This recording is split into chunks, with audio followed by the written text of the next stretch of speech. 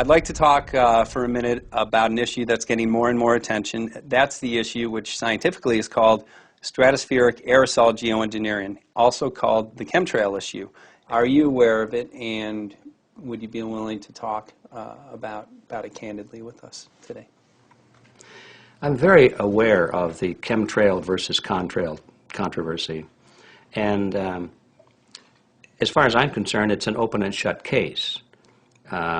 I have been watching the development of jet travel from its very beginning. I used to live near the Los Angeles airport.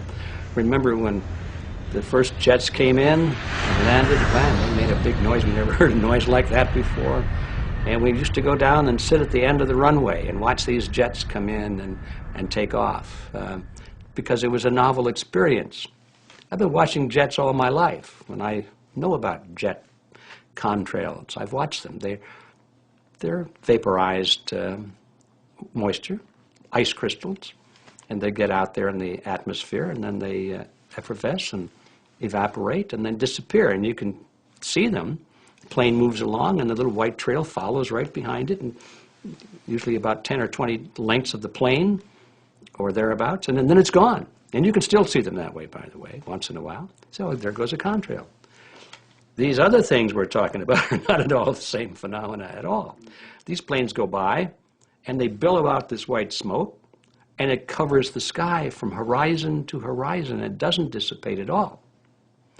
And they crisscross each other, and you see this thing cover the sky and turn it milky, and then people start having trouble breathing, and then you hear stories about the aluminum and barium deposits that they're picking up and the residue.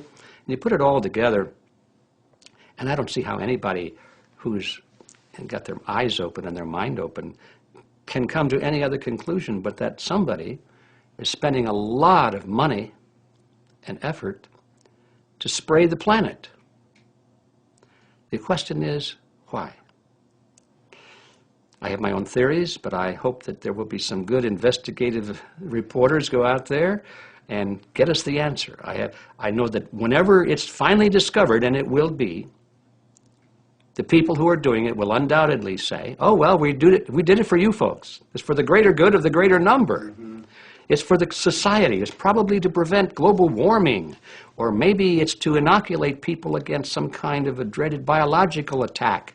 We can't go around shooting everybody in the arm, but we can spray them and save their lives. You see how good we are?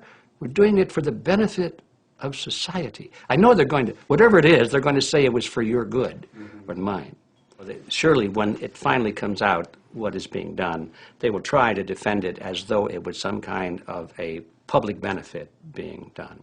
It's for you folks. It's for the benefit of society and mankind and all of that nonsense.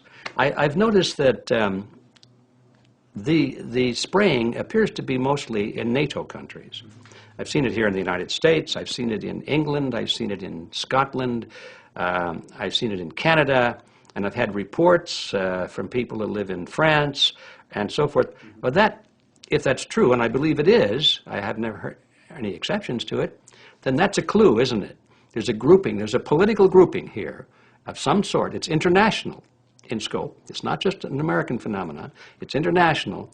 And anybody that wants to investigate that, I think, has to take that fact into consideration. They're going to find a political grouping and a political motive here. But in my humble opinion, it's not in your good or mine at all. I don't know what it is, but we'll soon find out.